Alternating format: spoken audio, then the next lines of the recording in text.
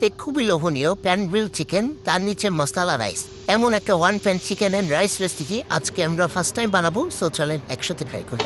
So আমাদের আজকের রেসিপির জন্য যা যা ইনগ্রিডিয়েন্টসগুলো লাগবে সব এখানে সুন্দর করে গুছিয়ে রাখা আছে। এটা হচ্ছে সয়া সস, এখানে আছে হচ্ছে লেবুর রস, এটা ব্ল্যাক পেপার মানে গুঁড়া করা, যে কীরকম করে আমরা গুঁড়া করছি আর কি, মিহি, এটা ঠেঁচা আর কি, একদম ডাস্ট পাউডারের মতো না, এটা জাস্ট একবার ছেঁচলে এরকম টাইপের আসে।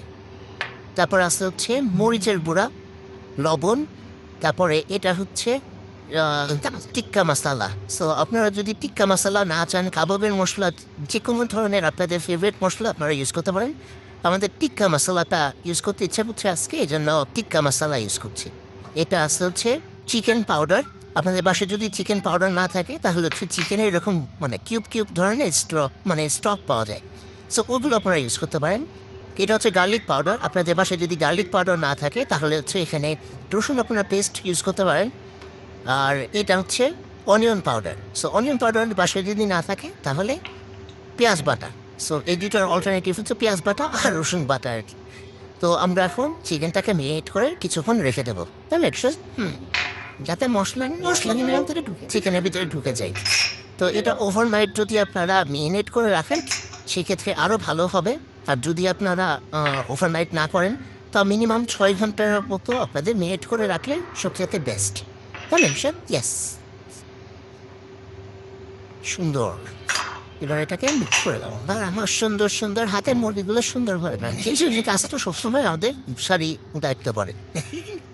এখানে আমরা মোটামুটি 1 কেজির মতো ওয়েটের চিকেন ইউজ করছি। 1 কেজি 200 গ্রাম বা 300 গ্রাম মতো আছে এখানে। সো আমরা leg and Thai piece use করতেছি। আপনারা চাইলে ব্রেস্ট পিসও ইউজ করতে পারেন বা আস্ত মুরগিও ইউজ পিস পছন্দ। আর আমরা এটা ব্রয়লার চিকেন এবং স্কিন অন রাখছি। স্কিন অন রাখলে এই জিনিসটা খাইতে ভালো লাগে।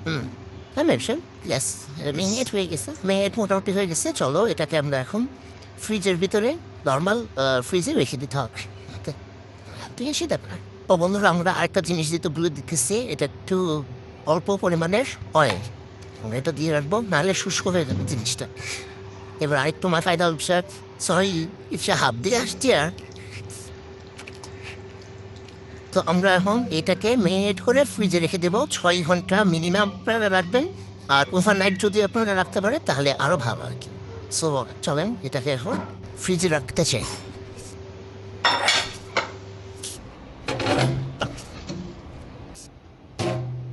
মেনলি রাইসের জন্য কিছু জিনিস আমরা এখানে রেখে দিছি। আর এখন কী অবস্থা দেখি, এই যে মেরিনেটেড চিকেনটাও এখানে আছে, ঠান্ডা অবস্থায় আছে। তো একটু নর্মাল টেম্পারেচার থাকুক ততক্ষণ। চলেন এটা 30 মিনিটের জন্য ভিজায় রাখতে হবে। তো এখানে হচ্ছে আমরা বাসমতি চাল নিচ্ছি। আপনারা চাইলে নর্মাল চালও ইউজ করতে পারেন, বাট বাসমতি চালটা ইউজ করতেছি যাতে ঝরঝরাটাও সুন্দর হয়, তাই না? সো চালটাকে প্রথমে আমরা ধুয়ে নেব যতক্ষণ না পর্যন্ত চালের ঘোলা পানিটা চলে না যায়, মানে স্টার্চগুলো যাতে বের হয়ে যায়। আর তারপরে চালটাকে 30 মিনিটের জন্য আমরা ভেজায় রাখবো। এখন এটাকে আমরা হচ্ছে গ্রিল করবো। সো চামড়াগুলো আমরা শার্ট করে দিচ্ছি যাতে, এবং স্কিনের সাইডটা আগে প্রথমে নিচের দিকে দেব। এভাবে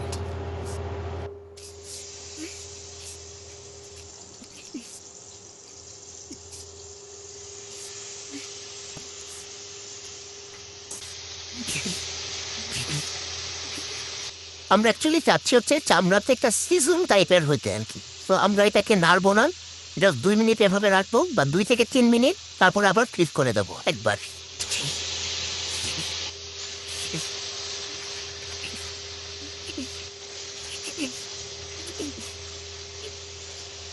দেখো, দেখছো চামড়াটা সুন্দর একটা কালার আসছে না? এটাই আমরা চাচ্ছি আর কি।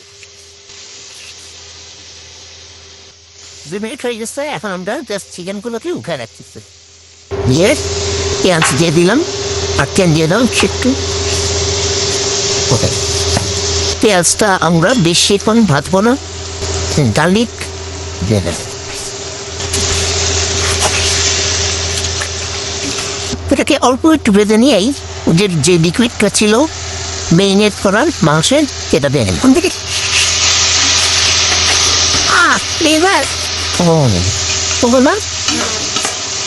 আমরা যে মশলাটা ইউজ করছিলাম, যে টিক্কা মশলা, সেই টিক্কা মশলাটা এখানে একটু দিয়ে দিচ্ছি। আর এটা হচ্ছে চিকেন পাউডার। আর চিকেন পাউডার আপনাদের পাশে না থাকলে ওই যে চিকেন স্টক যে কিউবগুলো পাওয়া যায় সেটা ইউজ করবেন। যে কোনো দোকানে গেলে ওই স্টকের কিউবগুলো পাবেন আর কি, খুব ইজিলি। তো এটাকে এখন লো হিটে হালকা একটু মানে কুক করে নেবো, হালকা একটু কালারটা সেই আসতেছে। আর আপনারা চাইলে কিন্তু এখানে টিক্কা মশলা বাদেও আপনাদের পছন্দের ইচ্ছা মতো মশলা, মানে যে কোনো কাবাব মশলা অথবা যে মশলা আপনাদের ভালো লাগে সেই মশলার মিক্সটা ইউজ করবেন আর কি। আমাদের টিক্কা মশলার মিক্স ভালো লাগে, এই জন্য আমরা ওইটা ইউজ করতেছি। সো এখন আমরা যেটা করবো, চালগুলো দিয়ে দেবো। 30 মিনিট ভিতরে রাখছিলাম, সেই চালগুলো দিয়ে এটাকে একটু কিছুক্ষণ অল্প কিছুক্ষণ ভাজবো। এটা সবচেয়ে বেস্ট হয় হচ্ছে গ্যাসের চুলায়, কারণ হচ্ছে গ্যাসের চুলায় তাপগুলো খুব ইজিলি কন্ট্রোল করা। গ্যাস তো থাকে হ্যাঁ, কিন্তু আমাদের বাসায় গ্যাসের লাইনের খুবই বাজে অবস্থা, এটারই হিট অনেক হয় না, এই জন্য এখন এই চুলাতেই করা লাগছে। খুব বেশি ভালো লাগবে না, জাস্ট পানিটা চুলায় দিলেই হবে আর কি। ওখানে দেওয়ার পরে জাস্ট 2 মিনিট হালকা হালকা নিচে। তো এখন এর ভিতরে আমরা পানি দিয়ে দেবো সিদ্ধ করার জন্য পানি। এখানে আমরা চাল ইউজ করছি হচ্ছে 1 কাপ, সো আমরা পানি দিচ্ছি 2 কাপ। যতটুকু চাল তার ডাবল গরম পানি। আমরা এখানে গরম পানি ইউজ করতেছি, আপনারাও গরম পানি ইউজ করেন, তাহলে রান্নার প্রসেসটা চলমান থাকে, না হলে রান্না তো থেমে যায়, আবার বুকিং করে চুলাই। হ্যাঁ স্যার, এখন এটা জাস্ট একদম মিশিয়ে দিতে হবে সুন্দর করে। লবণটা দিয়ে মিক্স করে দেখবেন যে লবণ কতটুকু লাগে ততটুকু লবণ দিয়ে দেবেন এই সময়। এটা টেস্ট করবেন কী করে, জাস্ট উপর থেকে হালকা একটু পানিটা পেস্ট করলে বুঝবেন যে লবণ হয়েছে কিনা। আমাদের যে চিকেন পাউডারটা ইউজ করছি না, ওই চিকেন পাউডারে কিন্তু লবণ অলরেডি থাকে, এই জন্য লবণটা দিয়ে টেস্ট করে তারপরেও করবেন। লবণ যতটুকু লাগবে মনে হবে তার থেকে একটু কমই লাগবে, কারণ চিকেন পাউডার ইউজ করবে। আর এটা হালকা একটু শুকাই দেওয়া পর্যন্ত আমরা একটু ঢেকে দেবো এটা। সো আমাদের মোটামুটি 2 মিনিট হয়ে গেছে। এখন দেখেন পানি এই যে মোটামুটি একটু শুকায় আসছে, আমরা ডিরেক্ট যাতে হিট না লাগে এই জন্য আমরা এটা দিয়ে দেবো। সবার পাশে টুকটাক থাকে, টুকটাক দেয়। আমরা এখন এই চিকেনগুলো এর উপরে দিয়ে দিয়ে দেবো,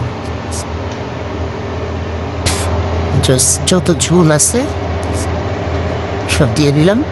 এখন আমরা একদম লোয়েস্ট হিটে এটাকে ভাপে মানে পানি শুকায় যাওয়া পর্যন্ত এটাকে মোটামুটি 20 মিনিটের মতো রান্না করতে হবে।